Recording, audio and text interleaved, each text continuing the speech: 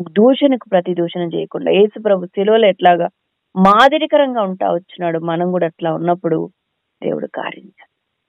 ఇక్కడ ఒకటి గుర్తుపెట్టుకోండి, యేసు ప్రభు దీనుడిగా ఉన్నాడు.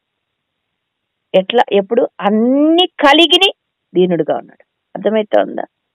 అన్ని కలిగి ఉన్నా దీనుడుగా ఉన్నాడు. అంటే తాను ఇప్పుడు పిలిచిన దూత ఘనం వస్తుంది, అయినా దీనుడుగా ఉన్నాడు. అన్ని పోగొట్టుకున్నాక దీనులు అవ్వడం కాదు. చాలా సార్లు అన్ని కలిగి ఉన్న దీనత్వం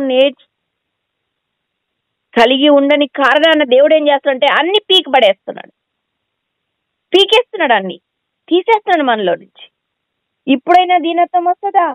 ఇప్పుడైనా వస్తుందా? ఇంకా రావట్లేదా? మళ్ళీ ఇంకా కొంచెం తీసే, ఇంకా దీనత్వం రావట్లేదా? ఇంకా పీకే. మన సంగతి అట్లుంది. కానీ యేసు ప్రభు దేవుని కుమారుడు, అప్పుడు పిలిస్తే దూత గణం వస్తుంది, అయినా వాళ్ళు ఉమ్మేస్తుంటే పడి ఉంటున్నాడు తెలుసా? మౌనంగా ఉంటున్నాడు. వీధులు ఏడిస్తే మౌనంగా ఉంటున్నాడు. తూ అని ఉమ్మేస్తుంటే మౌనంగా ఉంటున్నాడు. కాళ్ళకు చేతులు మేకులు కొడితే కాముగా ఉంటున్నాడు. అదమ్మా దీనత్వం అంటే. అన్ని ఉన్న ప్రభు కొరకు ఏమీ లేనట్టుగా మౌనం ధరించాలి. ఒకవేళ నువ్వు గట్టిగా అరిస్తే వాళ్ళు పడతారేమో, అయినా ప్రభువును బట్టి దీనురాలవై ఉంటావు.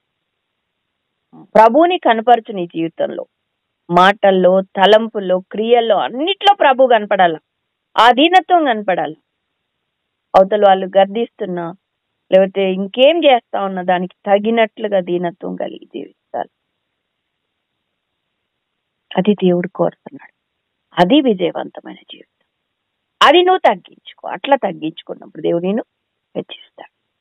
అన్ని చోట్ల ఇలాంటి హృదయం మనం కలిగి ఉండాలని దేవుడు కోరుతున్నాడు. అలాగ మనం అడిగి పొందుదాం. కలిగి ఉండి దేవుని దగ్గర ప్రార్థన. దేవుడి మాటలు తీర్చును గాక. ఆమేన్.